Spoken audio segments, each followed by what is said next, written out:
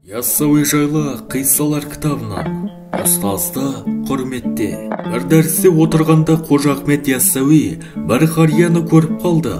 Ұстазым келе жатыр деп, орнынан қарғып тұрды да, қарияға жүгіріп барып амандасты.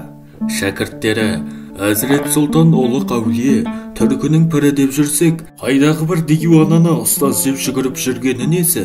Деген ойға қалды. Яссауи бабамыз мұны сезеді. Қайтып келген соң бір мүриді: "Тақсыр, бейтаныс қарияның не кереметі бар? Неге жүгіріп бардыңыз?" деді. Ол қарт маған қабаған итті күшік кезінен айыруды үйретіп еді. Сол үшін ұстаз санадым. Жүгіріп барып құрмет көрсеттім. Бұл сендерге үлгі болсын. Өмір жолында қиғымдай нәрсе үйреткен кісіні ұстаз деп төбеге тұтуды үйреніңдер.